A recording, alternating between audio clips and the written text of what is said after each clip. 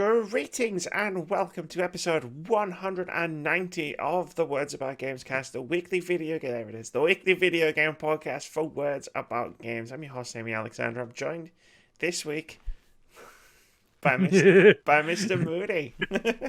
How are you doing, Mike? It's a glorious one. Race the rider, Geralt of Lonkin. I better stop just in case you get copyrighted. Yeah. And I'll be doing episode 191 and be like, so there was no episode 190 last week. So, because of somebody, one name, I have to redo We got this copyright strikes for some reason. Mr.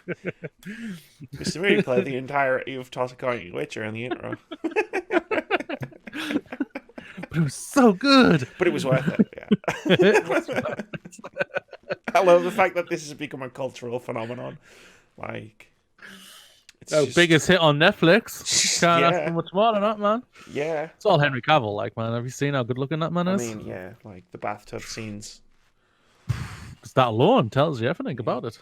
10 out of 10 just for that. I read a story online that, like, he having a problem where he kept, because he was so muscle bound, he kept bursting out of his costume.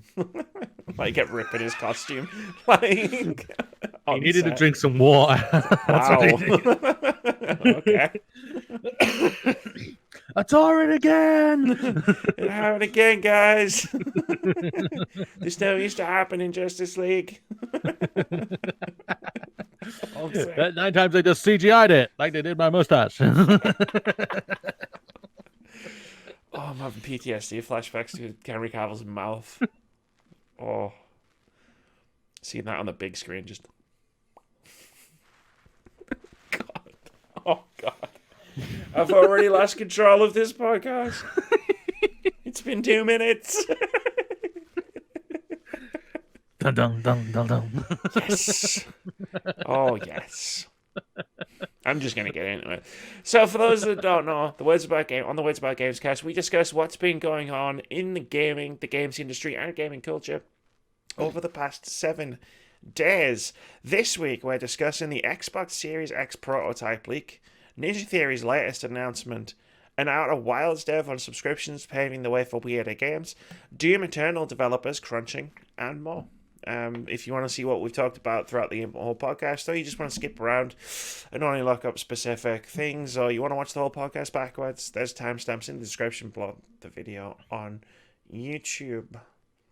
Still waiting to hear from someone to tweet me saying they watched it backwards. At this point, I feel like someone needs to watch it backwards just to see what that experience is like. Like, pause this podcast right now, scroll down on YouTube, find games out this week, click it, and then just go up. Like, watch that bit, and then go up, and then watch the next bit, and I just tell me what that experience is like. Or listen to it 2 times fast speed. I bet that gets weird. Yeah.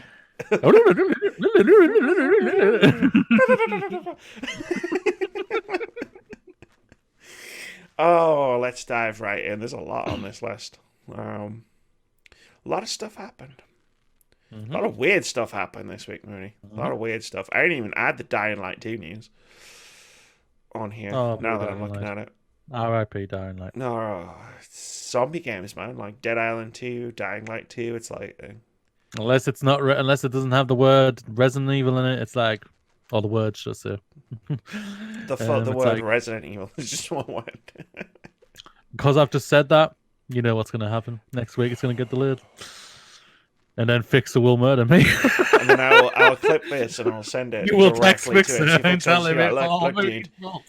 I don't want to throw blame around or anything, but I think you need to be having some words with Moody, because this is all his fault.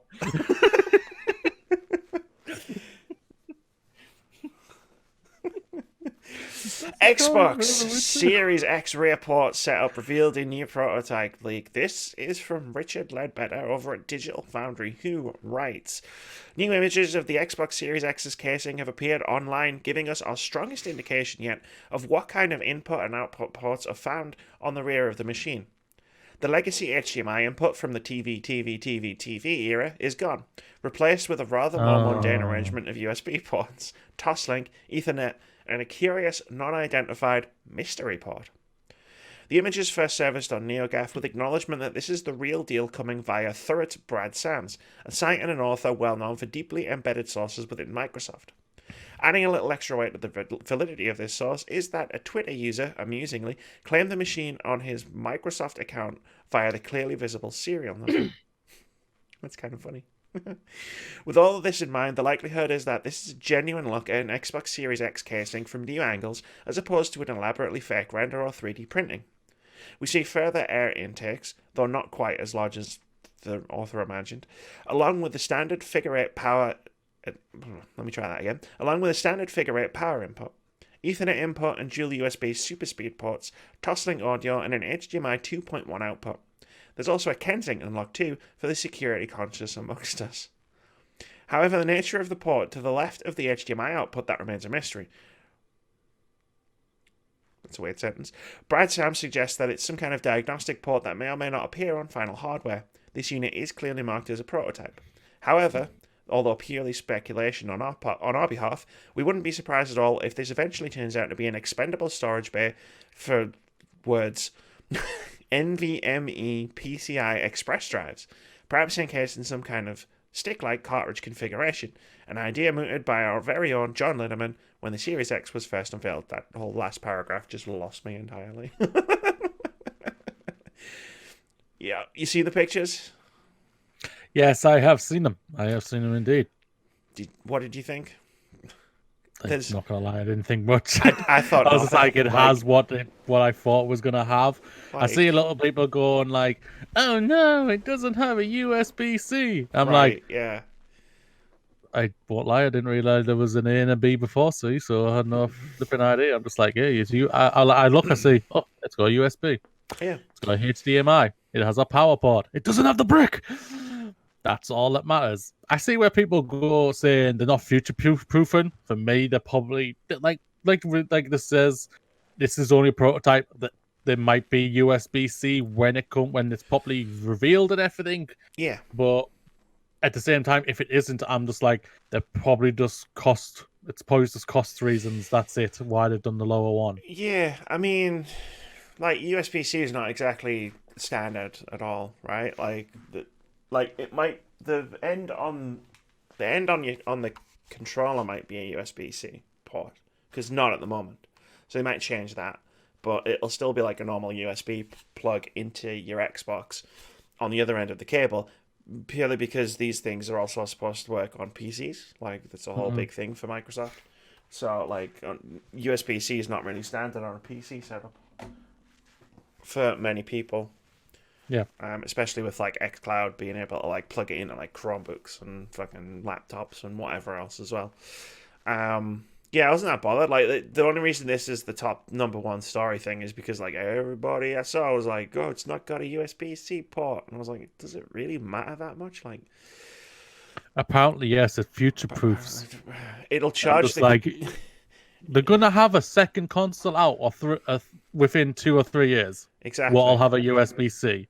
Like, so this isn't going to be like a normal console generation where the next model doesn't come out for like 7 or 8 years. Like, there's going to be an Xbox Series Z in like fucking 2 or 3 years, like probably. I was going to say guaranteed there. I've learned my lesson about saying that word.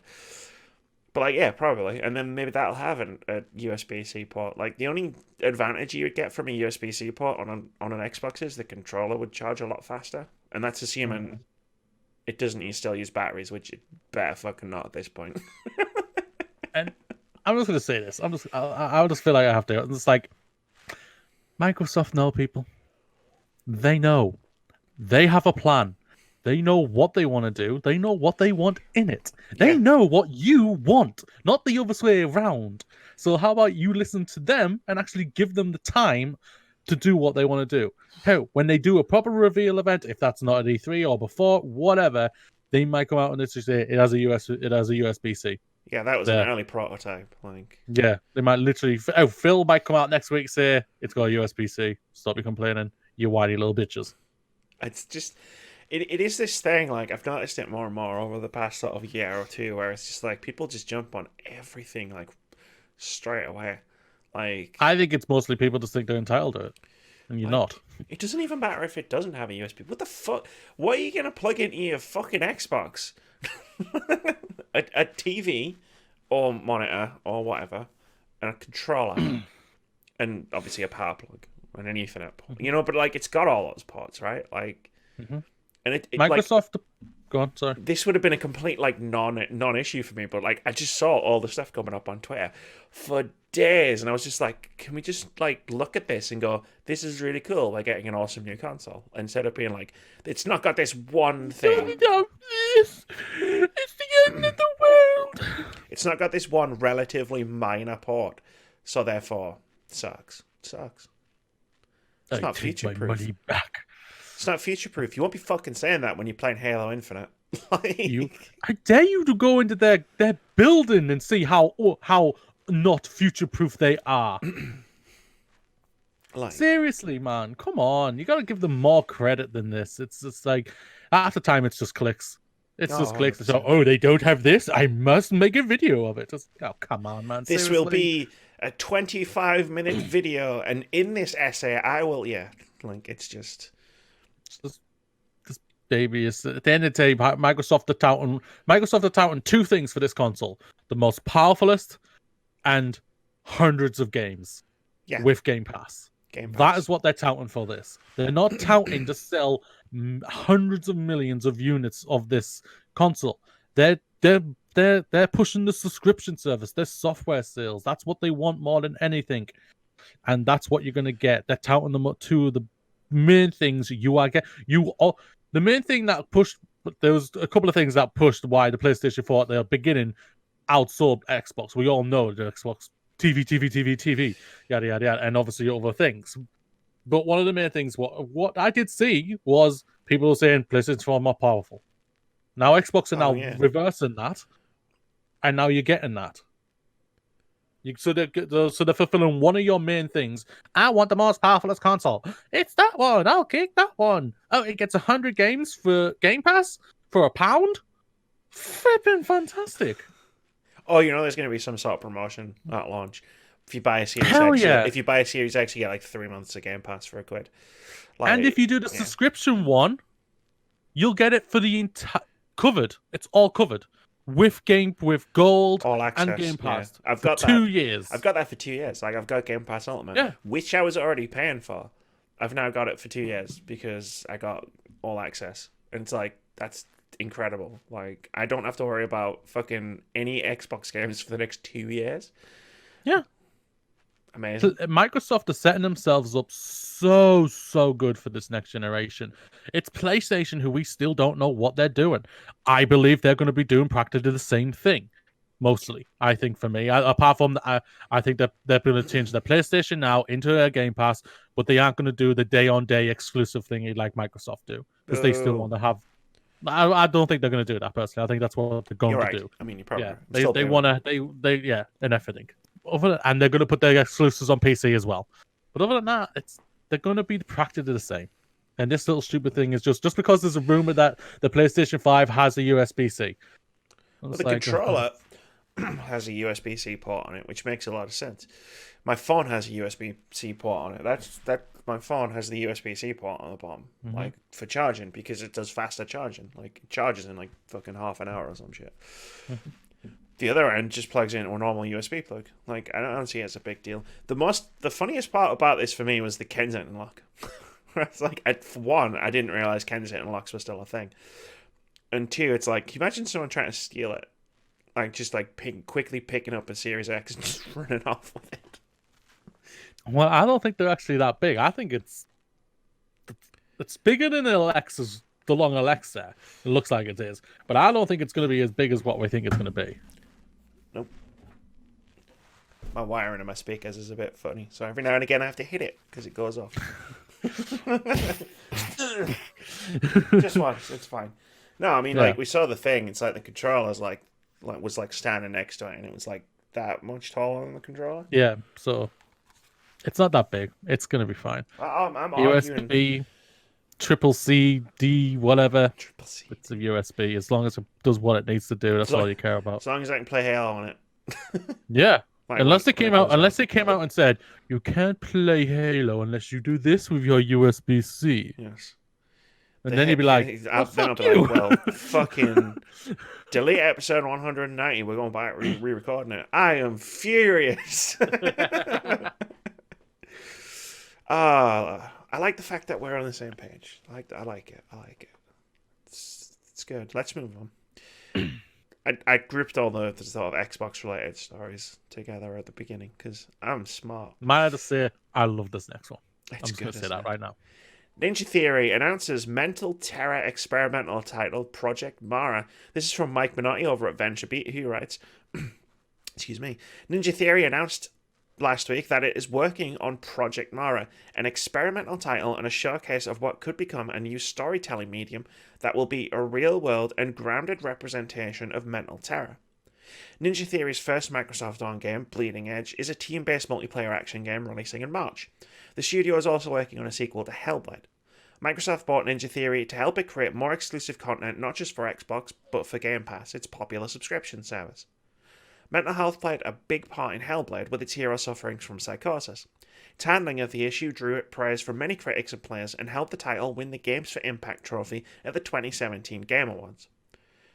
So further exploration of mental illness by Ninja Theory isn't too surprising, although it is a bit off-putting to see the company use the promise of mental terror to promote a project. But the studio has maybe earned some slack with its well-thought-out handling of the issue before.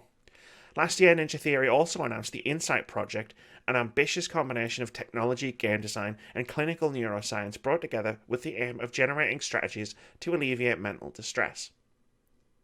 And then they announced something complete opposite. Mental terror. Like, sounds really cool. I'm just going to put that out there. I love this. I absolutely adore this. If anyone doesn't know me, I am studying video game development in my college right now. And on my second project before Christmas, I was studying and researching about Ninja Theory and Hellblade. And the craziness and what they did for that game, for how small a studio they were and everything, was absolutely amazing. It was just hats off to them for that. And now they're keeping true to themselves, basically, that they want to help. That's what it's saying, especially with like the project, the Insight Project. They want to help. They're trying to invent and make things better for people who are suffering through with mental health issues and everything. But also, I know a lot of people are like me. I've seen a lot of people say that they're a bit off-put by what they're saying about Project Mara, but I think what it is they're trying to do is to put you in the footsteps of someone who goes through this. And that's what I think is... I see some stuff like that on films or other games that I see that I have not gone through, and touch wood, I will hopefully never go through in my life. But that's what... It brings things afoot for me. It makes me go, wow. And if they can nail this is... Microsoft have been missing one thing for me. They have been missing a Naughty Dog. This could be they could truly be their Naughty Dog if they nail this. That'll be awesome. Hellblade 2, everyone's already excited, even though we've seen nothing except a CGI trailer.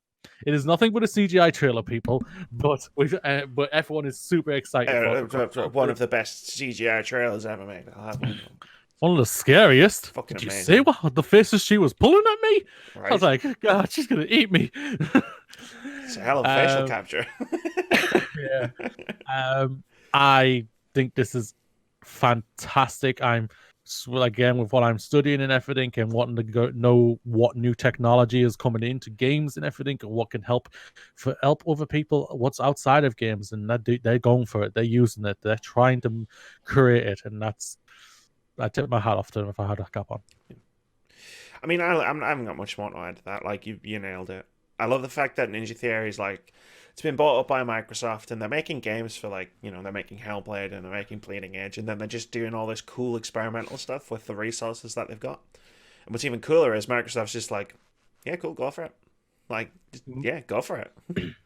Microsoft does just give them the chance to do it. They obviously, this for me, with them touting Microsoft a lot, literally tells me this was something they had planned, but for them, if they were still independent, they knew they would have to it'd be like a 10, if not 15, maybe 20-year plan, depending how things would have gone for them. Now, as they've been bought up by a almost $1 trillion company, who has just basically given them nothing but financial backing and say, you do what you need to do to create amazing games. And if you want to do other things, you got nothing but our blessing. Yeah. We will cover you. You do what you need to do. And that's... Hey, as long as you're making games for our Game Pass, like, do what you gotta do, right? Yeah. That's all that matters. And that's fantastic. That's also... Some might say glorious. That is glorious. Some might say that. That's also a perfect segue into the third story, which is also Microsoft focused. Subscriptions will unlock the market to weirder things, says Outer Wilds dev. This is from Brendan Sinclair over at gamesindustry.biz, who writes, Outer Wilds was the first game on the crowdfunding investment platform Fig. It took an Epic Games Store exclusivity deal at the height of the ugly backlash to such agreements. On the console side of things, it was only available on Xbox One to begin with, and launched as part of the Xbox Game Pass subscription service. While discussing Outer Wilds and industry trends at the Montreal International Gaming Summit in November, Mobius Digital co-creative lead Lone Venot tells GamesIndustry.biz. Yeah, the studio, one of those was probably close. Tells GamesIndustry.biz the studio is happy with the results. Quote, we're on Game Pass for Xbox, and it's been really awesome because I think it's brought a lot of players to the game who would not have known about it otherwise. So I think that's been a big shift. The same way it's changed TV and movie worlds, the subscription system is going to impact the games industry very significantly. We're starting to see that, and starting to see it maybe unlock let me try that again. We're starting to see that, and starting to see it maybe unlock the market to weirder things and more original things that would have been more risky beforehand, end quote. For now believes subscription services will find value in attention-grabbing, innovative content that customers would like to try, but maybe aren't so curious about as to make a standalone purchase. The rest of it's about monopolies and stuff. I was really only interested in that part, like, about Game Pass sort of allowing indie developers, or just developers in general, to like make like more weird shit. Like, not necessarily, because like a lot of AAA publishers are quite risk averse. Like, for obvious reasons, they have to get a return on their investment, and they have to spend millions upon millions of dollars to make games. But with something like Game Pass, where it's like sales almost don't matter anymore, if you're getting a game onto Game Pass, it's like, yeah, you can kind of just do something that you think will be good, and people will try it because it just pops up in the Game Pass feed. And they'll, like, if they like the look of it, they'll just be like, cool, I'll download this. This looks interesting. Like, I did that with the Outer Wilds. Let me try that again. With English. Subscription services, especially like Game Pass, are going to be the main thing that's going to be pushed to next generation. We've already talked about it already on the last story, or the first story, and this is what it's going to be. Like, it's like I always say, I think PlayStation now is going to completely be changed and made into a Game Pass type thing, and that's what they're going to go for. Subscription services, the Game Pass, the Netflix quote unquote type thing for games is working very well. Microsoft have proved it works and everything. Basically, I'm guessing, and this is just a guess, I have no insider knowledge whatsoever. When it comes to like for indie devs, I basically, when Microsoft come up to them and ask, what to get your game on here, I bet they just cover what would make them profitable, or at least cover them, hit them, make them in the black, so they aren't worrying about finances or anything like that. They're probably just asking what will make you profitable, or what will make you break even, should I say? That's the word it'll probably be, and this is pure speculation, but it'll yes. I imagine a Microsoft getting a game on Game Pass deal, at least for any new developer, will probably be similar to Epic Games, where probably like they approach the studio like about getting a game on their service, and they basically what they pay for it is how much the sales projections, like how much you think you would make if you were selling this game on Steam, like, and then they just go, cool, here's the money. You don't have to worry about that anymore. Make an awesome game, and then we'll get like they'll still then make money off of the sales of the game. And then Game Pass is probably something similar. It's like, how much do you think you were going to make on this game if you sold it normally? Cool, here's that money. Make an awesome game and launch it in Game Pass. There's probably even something in the contract that they signed that's saying how many downloads you get. If you get this many downloads, we'll give you this little extra bit of money. Yeah, like milestone bonuses or something. Yeah, something like that. And it's going to be the norm for next generation. That gives indie developers that little bit of extra breathing space, which we all want. 9 times, I would say, some of the best games were indie games this generation. Overall, I loved Shovel Knight. I loved Resogun. There's Celeste, Dead Cells, many, many more. I'm sure that you could tout off top of your head, Amy. Stardew Valley, Monster Prom, Hollow Knight. Yeah. Like, sorry, I've got Steam open. I'm literally reading this list. And it's the video game industry is the most profitable industry in the world. It outsells movies and films and music. Hear that, Kevin Feige? With your fucking MCU bollocks, get out here. Fucking video games. Which is $1 billion movie these days. Video games, man. Video games is where they are. Well, he put Spider-Man out there. And then he gets Square Enix Marvel. We've got The Last of Us. Yeah. It's fantastic. It's why I want to get into video games, not to make money, to create amazing stuff for and make some money as well. Like, let's be realistic. Well-paid job. Get a well-paid job. Yeah. If you're listening, Phil Spencer, I finished college June. Sure. Let's talk. Still looking to acquire some studios, right? I can create one on a piece of paper right now. Glorious Game Productions. Yeah, how did you know this? I don't know. It's just a guess. But yeah, like, I love Game Pass. I think it's amazing. For me, it's weird because obviously I do YouTube and Twitch, and I'm very fortunate in the fact that a lot of like indie developers just send me codes so I can make videos and play their games. So like, I don't necessarily play a lot of games I wouldn't ordinarily play on like by getting them on Game Pass, but I could see that I would if I wasn't in this position where it's just like, like if I was like, money's like tight, I can only spend so much on games. Like, I totally see the $11.99 a month for Game Pass Ultimate as like an absolute, like, I have to spend this. It's like having a Netflix subscription. It's like, I have to have this because I'm going to use it constantly, and I do. Like, I don't have to worry about Ori. Like, Ori's coming out in March, and I'm just like, cool, it's already pre-installed. Installed, yeah. I've already pre-installed it on my Xbox. Like, it's ready to go. So yeah, like, I just love the idea that it means that studios can take chances on things that aren't sequels, and it's very safe, like open world, live service, Anthem, like that kind of thing. Like, it's like, let's take a chance and do something weird. Like, Outer Wilds was fucking huge last year. Like, everybody loved Outer Wilds. I still gotta play that. Critics, I didn't. Well, I was disappointed, not in the game, but in myself, because I couldn't wrap my head around the controls.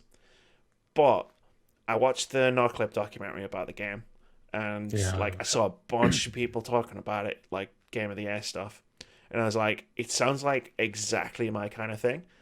I just can't get away with the controls of like flying the spaceship, and I was like really fucking disappointed. Well, that's a shame, but like I said, things don't work. It's not the end of the world. I mean, it is an Outer Wilds. I want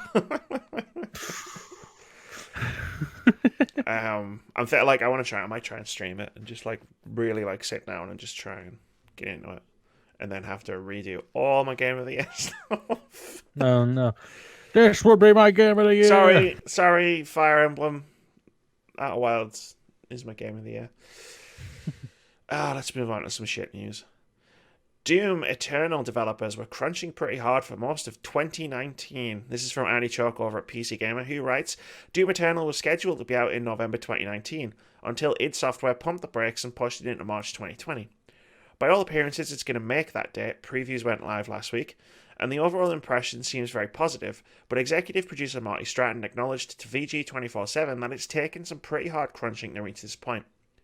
Stratton said that Doom Eternal was complete last year, and that no new content has been added since the delay was announced. Instead, the extra time made way for a lot of polishing, hardening of the back-end systems, which more specifically included extra testing, exploit patching, and balance changes. We were crunching pretty hard most of last year, it goes in phases, he said. We'll have one group of people crunching so the next group of people are teed up properly. As they get done, they may need to crunch a little bit. We really truly do try and be very respectful of people's time and lives. We have very dedicated people that just choose to work a lot in many cases. It was nice because we want the game to be perfect. We want it to live up to expectations and consumer expectations. To their expectations. Why? Why? Every fucking game these days, it's just like, oh yeah, people like suffered to make this game, and it's like, it's just a game. It's just video games. That's the thing. It's to them, it's not. Like, That's the thing about it. But we gotta take in. It's not sadly. It's shareholders at the same time. yeah. They Like, Doom Eternal has to be out by March 31st, 2020, because it's got to hit the end of the financial year. We were talking about it last year. Yeah, that's why it was last pushed week to that even. night. Yeah. It's disappointing. It's terrible when we hear about this and everything. Like I was at last week, I was at the Game Jam Awards last week in University of Cumbria, and I spoke to two devs who were there, one from TT Games and one from Big Evil Corporation, or the head of the Big Evil Corporation. And on both of them, I asked the question of crunch. We're hearing a lot about it and everything like this. Has it? If you are able to answer it, and they did answer. They say we do not crunch. We take our time. We get it all done and everything like that. That's how it is. They do know people who have suffered through this and everything like that. They don't. To the people who they've spoken to, they say it's not to. It's people work hard and yes, they work to a certain amount of hours, but it's not as the word crunch is getting overbloated. They say sometimes on certain things. Yes, when it comes to like when you're hearing a lot over like big developers, like a year or something like that, when that's happened, they've spoken to someone who it is a hard-on crunch and it's life sucking for them. There's no doubt about it. But some of the other ones they've heard who say the quote-unquote crunch, it's not to the level of what a lot of people say, like made it sound like they're working to 70 to 80 hours. It's actually probably about 50 to 55 hours, an extra 10 hours. I'm not saying that's great or anything, but they're saying crunch is getting a little bit, quote-unquote, overused and abused on this. And it also depends on what type of level of crunch were the Doom developers doing. If it was to the 70 to 80 hour mark, I completely agree with you, Amy. It's disgusting. It needs to be stamped out. An extra 10 hours, I'm sorry for me, I don't think is the worst thing in the world. No. And Alexa's just answered me for some weird reason. Yeah, sure. What does Alexa think? I mean, like, I've never had a full-time job where, like, I'm actually passionate about what, like, it's not, I've never had a full-time job where I'm doing what I want to do, right? Like, so, like, I've never crunched, like, I've never overworked myself. Like, if I was making video games, even better, if I was doing this was full-time, this was my full-time job and stuff, you better believe I'd be overworking. Like, it'd be a thing. Like, in fact, I used to, like, not to, like, 80 to 100 hours a week, because that's physically impossible with a day job. But, like, I've taken steps to bring it back. It was all in that resolutions video that I put out last week. But, like, yeah, like, as shitty as it sounds, like, sometimes you might just put in the extra few hours here and there, and that's totally cool. Like, I totally get that, like, 100%. Like, if you're, like, trying to meet a deadline or whatnot. But it's just, like, we've all heard the horror stories, like, the first-hand horror stories of, like, like 80, 100 hours a week, people having like mental breakdowns and sleeping in the desks and not in their desks, sleeping under their desks and whatnot. And it's just like, it's just not like do this. Like it's not worth it. Yeah, that needs to be stamped out. I completely agree. I do. I really do. But I do agree with I do agree with the two people who I spoke to in the industry last week that I do believe the crunch word is getting a little bit overblown. You automatically hear crunch, you're literally like, oh my god, they're doing 70, 80, 100 hours, aren't they? They've got to be. Oh, actually, they're probably only doing always an extra 10, maybe 60, which is not great. I don't deny that. But hard work is hard work if it's it doesn't have to be sustainable. Like when I worked in hospitality all the time was crunch. Which You isn't work good either. disgusting amount. Yeah, I don't. Oh, it isn't. I argue. isn't I good left either. because of it. I left. I told the manager. I flipped my manager off when I left. Nice. Saying I ain't doing this anymore. You can't pay me enough to do this amount of hours. My partner used to do crazy amount of hours. She's going out to do job who doesn't do as the crazy as hours she used to do. She still does works hard and do sometimes 50 to 60 hours, but she gets those back. If they got us back, if we get them back, I don't think it's the biggest of problems, as long as it's not like 80 to 100 to 90, making you going crazy. And you have to work 7 days a week and stuff like that. Like, yeah, there is an upper level. Like, we talked about it over the course of the past, like, year and a half at this point, where it's like, those are the stories where it's absolutely unacceptable. Like, if the developers of Doom Eternal are working, like, a few extra hours, like, say 10 extra hours, like, per week, but they're getting paid, and they're getting paid overtime, so like time and a half, double time, something, whatever. Probably not because they're salaried, not on hourly wages. The world doesn't work exactly as it does in my job. But like, if that was the case, or they're getting time owed back, and like they're getting time off, they're always having their weekends. Like maybe they come in once every Saturday morning, and like every now and again, like not constantly. There is a difference between working harder because Doom Eternal's right around the corner, and Red Dead Redemption 2. Like, to use an example out of many. Like, I agree. Like, there is a difference between that. It's like, it's become a thing now, and I kind of see where they're coming from, where it's like, it can feel overblown, but I like the fact that whenever a studio even mentions this kind of thing now, it becomes a thing. Because the more we talk about it, the more, hopefully, we get more studios like TT Games and, did you say Big Evil? Big Evil Corporation. And Big Evil Corporation, who are just like, yeah, we don't crunch. Cool. Like, if we could get more studios on board with not crunching, like, that would be fantastic. I wouldn't mind waiting an extra year for Doom Eternal. Like, I'm really looking forward to that game. But if they turn around and they said, look, it's going to be an extra year so we don't overwork our staff, I'd be like, okay, cool, no problem. There are other video games. Like, I'll wait, and it'll be awesome. And I won't have that little voice in the back of my head that says, like, you know, people suffered because of this. Yeah, you'd feel bad. Yeah, and that's how it is and everything. But crunch isn't just, but it also, for me, crunch seems like it's just getting associated with the video games industry. It isn't. It's in every job. This is true. Even the highest paid jobs, like an actor, they crunch.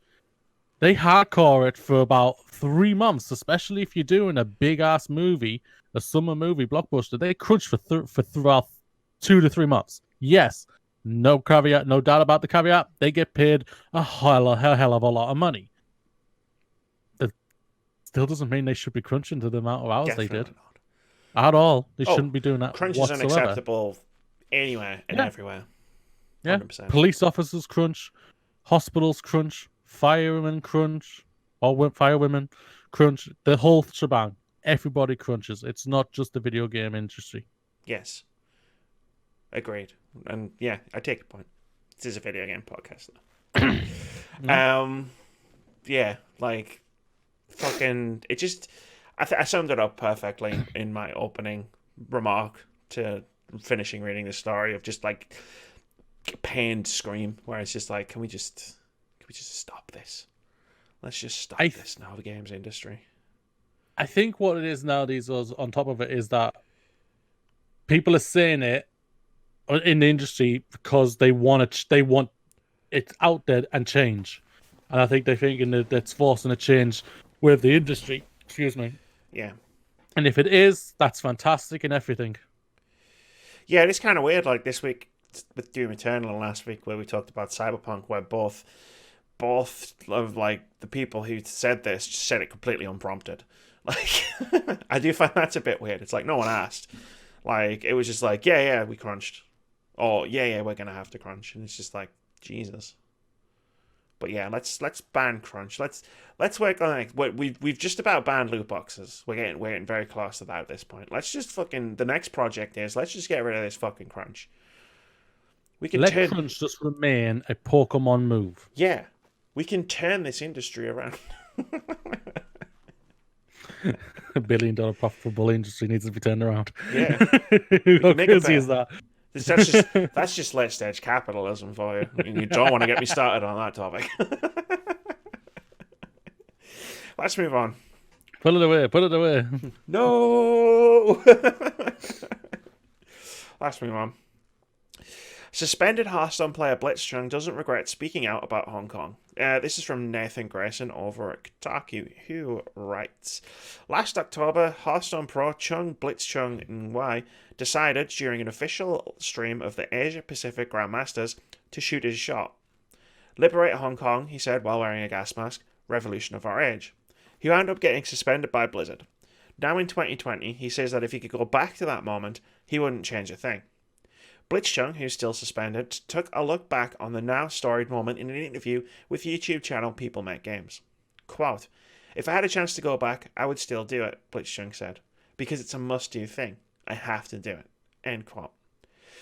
Speaking with People Make Games, Blitzchung said that he remains disappointed in the punishment Blizzard doled out, adding that while he feels like his own suspension is at least kind of fair, he'd be more happy if they changed their position on the two casters, who also remain suspended. He also said that in the aftermath of the controversy, he took a trip out to Taiwan to visit the casters, one of whom turned out to be more worried about Blitzchung than himself. Despite everything, Blitzchung doesn't feel that much ill will toward Blizzard. For me, quote, for me, Blizzard is like what Hong Kong is like for me right now, he said. Maybe it's just getting worse, but I don't hate it, end quote. After getting suspended, Blitzchung, who was only 21, decided to take some time off from school as well. He did this partially because he wasn't used to the bright lights of sudden fame, but also because he was concerned about the consequences of newfound visibility under China's increasingly oppressive regime. Quote, the controversy being so public is part of where my pressure comes from. Not only being under the spotlight, but when you're more well known, you're more dangerous. He still believes, however, that things will change for the better. You have much hope when you see it. You have much hope when you see it, he said, when you see how many people are out there trying to protest. End quote. This was a cool little video. If you're not subscribed or don't know about People Make Games, it's a really cool little YouTube channel by Chris Pratt, who used to be like on the Eurogamer video team. It's kind of like it's a bit like NoClip, I think. Sort of a British version. I think they kind of took pretty much. And like they've put out some good videos before. Like I was obviously like with all the stuff about Blitzchung and the fact that we talked about it on this freaking podcast for like 5 weeks straight last year. Like I was obviously really interested to see this video, and it was a really nice little video. It's only about 15 minutes long, and Chris basically goes to Hong Kong, talks to Blitzchung, and like he just comes across as like this genuinely like incredible person, like because like all I know about Blitzchung is liberate Hong Kong, revolution of our age, and then that was it. Like from there, the story wasn't really about him, as opposed to like more about Blizzard and Blizzard's reaction. But like to watch it, it was kind of, and like see him talking about it and stuff. It was a really cool little video, and it's nice that he's got his piece out now, especially separate from like we're a few months out now from BlizzCon and everything that went down last year, which is nice. And also with the amount we talked about it last year, I thought it was probably worth mentioning this part. Hey, BlizzCon's all right. Yeah. Yeah. Well, yeah, he's become famous because of this. There's no doubt about this. We all know this. Has he done, for what you've read and everything, sounds like he's done the smart thing to try and stay out of the spotlight and everything. I agree with what he says about the hosts. They need to be brought back and everything. They should not be charged, suspended whatsoever. We all know this. We all agree with that. Blitzchung knows this, and he's just doing the right things and everything. I think he doesn't want to turn. I think if he stayed out in the spotlight and everything, he would make himself into a martyr, and he obviously shows he doesn't want to do that. He said his piece. He believes heartily for this thing for Hong Kong and everything. He wants to help in any way he can, but he does not want to become the face of it, and he's doing the right thing. So well done to him. Yeah, Well done. it's nice. It's nice. You know, I get a lot of Mhm. nice things on this podcast, so it's nice to just talk about a nice thing. Mm-hmm. I'll leave it there. How many have we got left? 1, 2, 3. I got plenty of time. We can smash him, man. We can do We can this. We smash can him, do man. this. See, do you like the new streamlined podcast? I don't know what changes I've made to this podcast to make it work like this, but I've done something, because if we had this many stories at the end of last year, we would be looking at a 2.5-hour podcast. Don't know how that happened. Next story. Overwatch, Call of Duty, and all other Activision esports to broadcast exclusively on YouTube. This is from Andrew Smith over at IGN, who writes, Activision Blizzard has announced an esports streaming exclusivity deal with YouTube, making it the official partner for live broadcasts for all Activision esport leagues and events. Excuse me.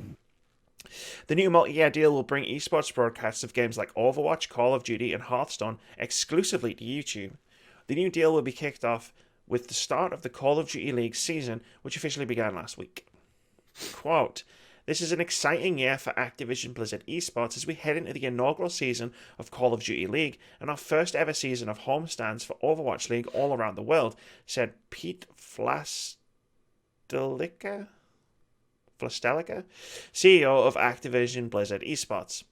It's our mission to deliver high-quality competitive entertainment that our fans can follow globally, live, or on demand, and to celebrate our players as the superstars that they are. Activision's new partnership with YouTube will give it exclusive streaming rights to some of the biggest esports franchises around, Overwatch League and Call of Duty League. Quote, both the Overwatch League and Call of Duty League are the quintessential examples of world-class esports content, said Ryan Wyatt, head of YouTube Gaming. I couldn't be more excited for Activision Blizzard to choose YouTube as its exclusive home for the digital live streaming of both leagues. I saw that. Dun, dun, dun, dun, dun, dun, dun, dun, So, dun. this was a surprise. I thought Activision just got paid. I mean, Activision just got paid, but I thought YouTube Gaming was like winding down. Like, I didn't think they were. Obviously not. They were looking to like make a big move like this. Like, maybe to like the gaming part of people like streaming, I see where they might be coming from. But when it comes to like streaming big things like this, they obviously want to fork out the money, and they obviously have. And I mean, Google have like a $250 billion war chest, I believe, just like Apple do. Yeah. So they're like, we got money. we got the money. We can afford it. Yeah. And plus, they made like $100 on selling Stadia, so you know they got loads of money. They got to sell that Stadia money. They got to recoup somehow. Basically, well, what is it like? 2 big Twitch streamers moved from Twitch to Mixer, made a ton of money, made them exclusives to Mixer. And now Google just went, yo, we're gonna make it one step bigger. We're gonna take esports. Yeah, hang on a minute. We could do this, but yeah, we could just take sports leagues. YouTube is still the biggest platform out there. Yeah, 1,000%. Like this isn't gonna like tank Overwatch League's numbers. Like Overwatch League, I don't have the numbers in front of me. I watch it a lot. Over the last 2 years, and it was like pulling in like 100. It was like around 100 to 110,000 concurrent viewers on Twitch, like at its highest peaks that I saw, and it was probably higher during like the grand finals and stuff like that. But like it'll get at least that, if not more, on YouTube because people don't really care, and it's not like The Expanse going from Netflix to Amazon, where it's like, shit, I don't pay for Amazon. It's like YouTube and Twitch are free. You just have to go from one app to the other app, like, and just watch that's where the Overwatch League is. Cool. It just shocked me. Like, it just really shocked me. Like reading this, like, and being like, oh fuck, like YouTube's making moves. Yeah, Microsoft have, YouTube have, Amazon. You're staying still right now. What's going on? The problem with Amazon is it's like there's not really many moves that they can make because they're kind of upfront. Like, everybody was streaming on their platform, right? It's like they can't really poach. Like this time last year, they couldn't really poach like a big Mixer streamer from like Mixer because there weren't any. Mixer had none. Like, there weren't any. Whereas like Microsoft can just take their like billions of dollars and just go like, here you go. Like, and just see who followed the money. It's like, just like, whoa. So yeah, like I mean, I still like Twitch, like as a platform. I'm not announcing any exclusivity deals with any other platforms for my streaming content. I will still be at twitch.tv/wordsaboutgames. But YouTube, if you want to, yeah, I'm well, sure Amy might be willing to talk. I mean, I already have a YouTube channel, like for my VODs, like this podcast. So I could Microsoft. I'm sure she might be willing to talk. Could be tempted. I could be tempted over. That's all I'm saying.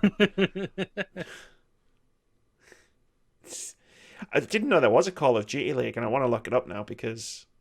Oh yeah, there's been one for a while. Well, this is. What is the inaugural season of Call of Duty League, and where because there's obviously been Call of Duty Esports for like a decade at least, but that's kind of interesting because the way they've named it suggests that they've done the same thing with Call of Duty they've done with Overwatch, and it's like I still don't know how I feel about Overwatch League, like trying to like emulate. I don't want to say normal. I don't want to say normal sports because that's wrong, but like like real life sports with like city-based teams and like all that kind of thing. It's like it's weird that they're moving it out to Call of Duty as well. And Call of Duty, always pretty much top 3 selling games of the year. Yeah, of course, that's understandable. Yep, pretty much. Yeah, I'd be interested to see how the freaking traveling all over the world to do the Overwatch League this year is gonna shake out. It's gonna be crazy. It's gonna be mental. So who tries to take Ubisoft's? Because Siege does very well. Siege has got an esports league. Like Siege does all right. Like maybe that becomes like a more prominent, like prominently advertised Twitch experience. Yeah. Amazon are like, yo, we need exclusives, and you're the only one left. I mean, like, there's bigger leagues out there, like in terms of esports, like League of Legends, and stuff like that. Twitch is probably Twitch is probably moving to try and lock down like League of Legends at this point after this one. Yeah, no problem. Let's perk you up a little bit with one of the first of 2 fucking crazy stories, because the world is crazy. Joe Biden calls silicon game developers little creeps who make games that teach you how to kill. This is from Emily Guerra over at VG 24/7. Who writes, former U.S. Vice President Joe Biden has harsh words for the video game and tech industries. In an interview with the New York Times, the presidential hopeful called game developers he met during his time at the White House creeps, righteous, and arrogant, referring to his personal experiences with high-ranking executives in Silicon Valley. Quote, and you may recall the criticism I got for meeting with the leaders in Silicon Valley when I was trying to work out an agreement dealing with them protecting intellectual property for artists in the United States of America, said Biden.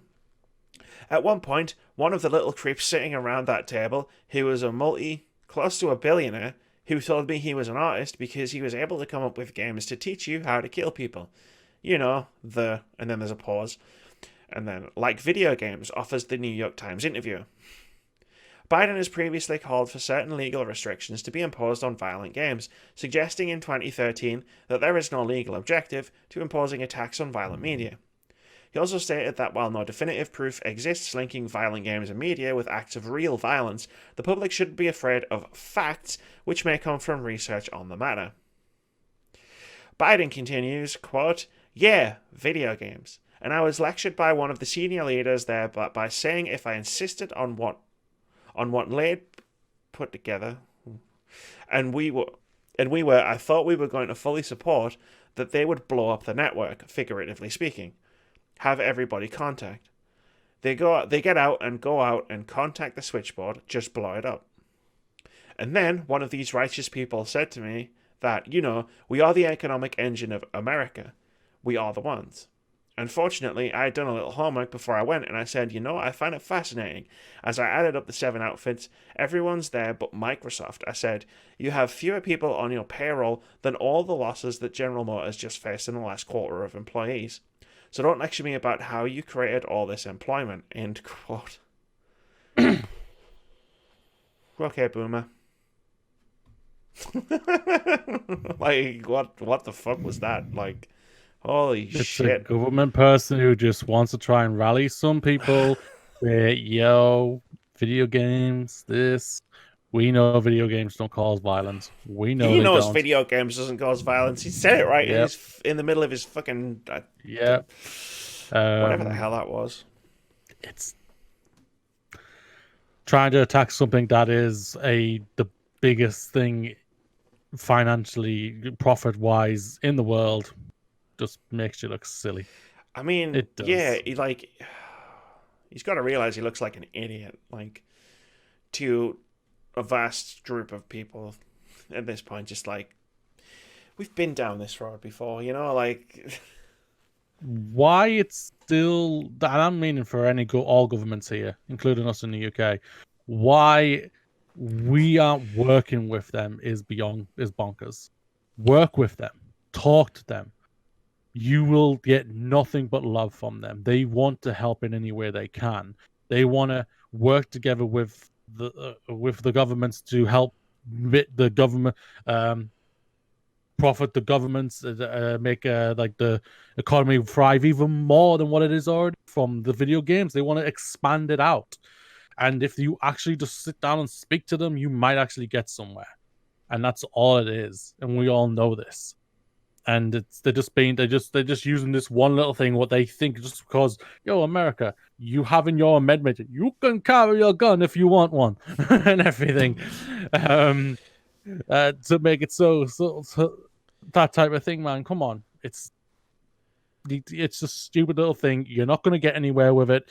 You automatically alienate billions of people if you attack a video game developer.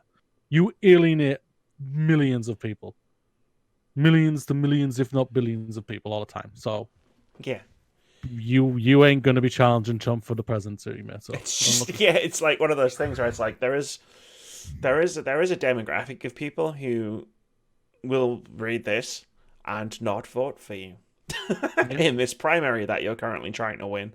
You attack the thing they love, because I don't know, Joe Biden strikes me as the typical sort of old white dude who doesn't understand like these newfangled technologies, but like the video games aren't just the things that your kids play with anymore. That was the 80s. And everybody who played games in the 80s grew up and now can vote. Good luck, I guess. Yeah, you crazy old fool. And learn how to end a sentence. Like, because that was a struggle to read because it was just full of run-on sentences. Kojima said it best. America's are uncultural swines. We know this. The colonies, we let them go. We all know this. It's all fine. Don't worry. Our queen didn't want you anymore. Given the last few years, I'm not sure we have a high horse to get on at this point.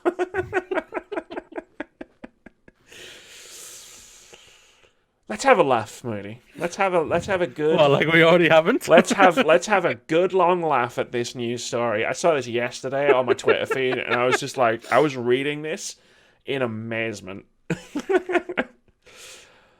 Being muted in a game does not violate your civil rights, U.S. federal court declares. This is from Andy Chuck over at PC Gamer. And listen, people, strap the fuck in, because this is a journey. Sometime during March and April 2019, Amro Elansari found himself muted in an online game run by Jagex, specifically, according to Pennylive, the MMO RuneScape. His appeal of the muting was denied, and so he took the next natural, perfectly reasonable step and filed a DIY lawsuit alleging that Jagex had engaged in discrimination against him and violated his rights to free speech and due process. In a not exactly shocking development, the lawsuit was quickly dismissed. In a ruling posted to brian.cornell.com, District Judge Mark Kearney declared that his federal constitutional claims over being muted in a video game are implausible. I'm going to get through this with a straight face. Kearney's restraint is audible as he educates the plaintiff on the basics of constitutional law. Quote, "The First Amendment and its constitutional free speech guarantees restrict government actors, not private entities. Defendants, who are not alleged to be state actors, are not subject to constitutional free speech guarantees. Likewise, the Fifth Amendment's due process clause applies to and restricts only the federal government and not private persons, and does not act against a private company." That seems pretty straightforward. The First Amendment literally begins with the words, "Congress shall make no law." But Elansari quickly appealed anyway, and the non-shocking outcomes continue. Earlier this month, the US Court of Appeals for the Third Circuit shot him down again. His first claim, based on the 14th Amendment, was invalid, the court ruled, because again, state action is a prerequisite for bringing a 14th Amendment claim, and Elansari has made no allegations indicating that any named defendant is a state actor. The second claim is even more interesting. Quote, "Next, citing Title II of the Civil Rights Act of 1964, Elansari maintains that the district court should have identified and considered a claim of public accommodations discrimination in Elansari's complaint. Elansari insists that defendant Jagex should be liable for unequal treatment because Elansari's account was muted compared to all other players who were not muted." The ruling available on Justia states, quote, "Title II prohibits discrimination on the ground of race, colour, religion, or national origin. Even generously construing Elansari's complaint to raise a claim of public accommodations discrimination and assuming that Elansari can bring such a claim in this context, at no point, either in the district court or on appeal, has Elansari alleged losing access to Jagex's online game due to discrimination based on any grounds protected by Title II. With no error shown in the decision to dismiss the complaint, the appeals court upheld the original ruling.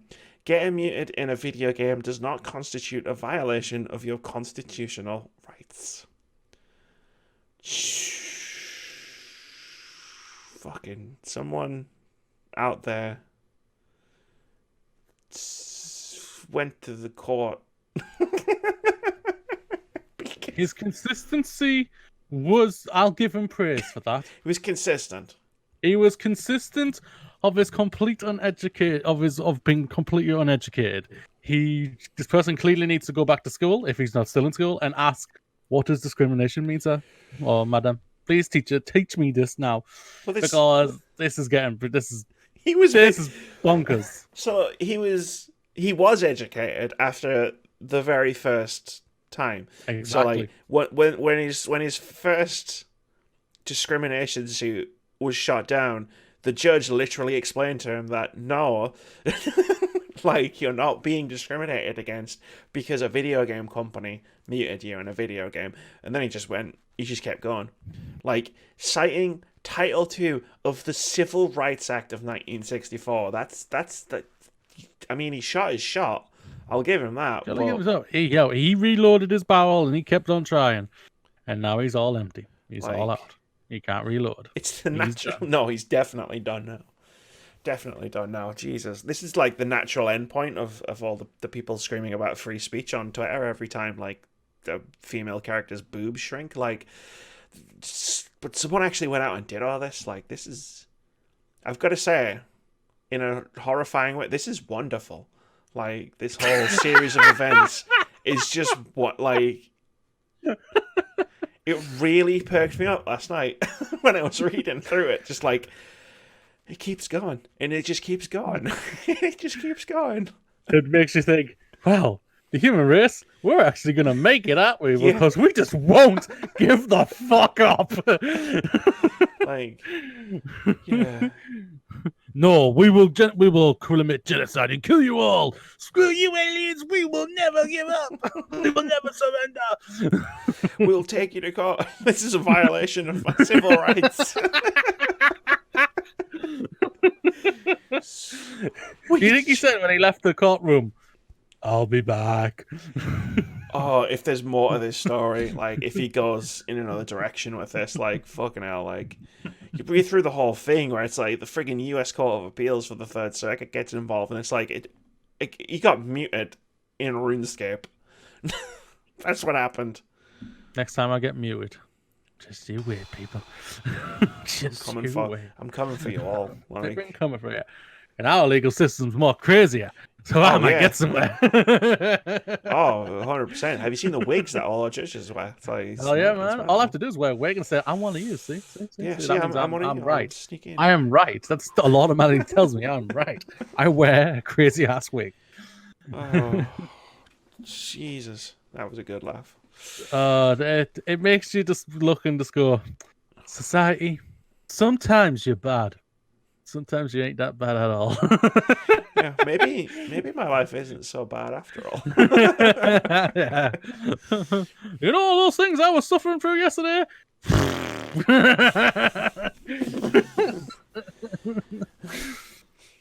Alright, let's do games out this week. We have no more news stories. Yay. On January 28th, we have Journey of the Savage Planet launching on PC, PS4, and Xbox One. Warcraft 3 Reforged launching on PC. Kentucky Route Zero TV Edition launching on PS4, Xbox One, and Switch. The final act of the game is also launching on PC. And we have Pillars of Eternity 2 Deadfire launching on PS4 and Xbox One.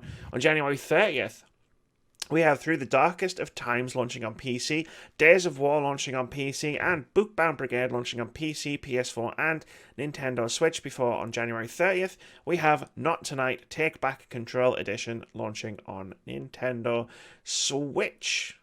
I've played like half the games in that list. I can't talk about any of them at the moment, but I've played like half the games on this list. Don't get in trouble. No. I'm very good at not getting in trouble. Well, actually, funnily, one of the codes I've been sent didn't come with an embargo, so I don't know if I can talk about it or not. Talk about it. Just let it all. Just spoil us it. Spoil it. It's pretty good, but I won't tell you which one it is. Ooh. It'll become one of us. One of us. No, I emailed them, so I'll probably get an email back like, don't say anything Am until... I embargoed? Am I not? Yeah, until this day, and I'll be like, shit, I just did like half an hour on the podcast. Oh, fuck. Dun, dun, dun. Moody, let's bring back the game. We can bring back the game now. Let's play a Guess the OpenCritic score. Because there's a game on here called Warcraft 3 Reforged, which is coming out on Tuesday. Which will probably be quite popular, I think. Probably. What do you think the Metacritic average for that game is going to be? I'm going high. OpenCritic, sorry. I'm going high. I'm going full on high. I'm going 90. 90? Wow. I'm sure on my keyboard was supposed to actually type. Oh, hang on. Type it in. It's not in. It's not in editing mode. 90. Oh, I have to throw this out at you. This one. Did you not want to talk about the Knights of the Old Republic rumor, or do you just think it because it's a rumor? Just leave it. No, I saw it like after I'd done this. Before I'd done we'll talk about it next week. Okay, that's fine. I have thoughts on Knights of the Old Republic, but yeah, it was like it missed the cutoff, and I was like, do I put it in anyway? It's a packed show. It's a packed show. I'll leave it. There's a lot of news. Yeah, Knights of the Old Republic might have dwindled on a bit. So yeah, that one is like half an hour. because I got thoughts about Star Wars, as you all know. Star Wars, nothing but Star Wars. I'm going 87 on Warcraft 3 Reforged. Is where I'm sitting. I'm planting my flag. I'm not making a joke. I'm not doing the sec number. Even though that super worked out for me last time I did it. That is going to do it for episode 190 of the Words About Games cast. It's been a good show. I think it's been a good show. We've had a laugh. Someone screamed. I screamed in frustration. I laughed myself silly. We talked about Xboxes, PlayStations, and Nintendos, and USB ports. And USB ports. Let's not forget the all important USB ports. We've definitely made a few enemies today. Maybe just a little bit. The entire first us talking about the first fucking news story on this podcast was definitely subtweeting. You know who you are. Shut up about USB-C ports. It's not that important. You whiny babies. Honestly, come on.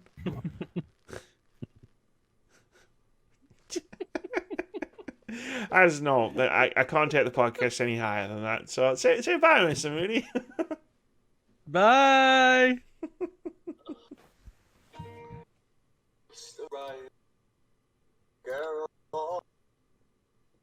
Long.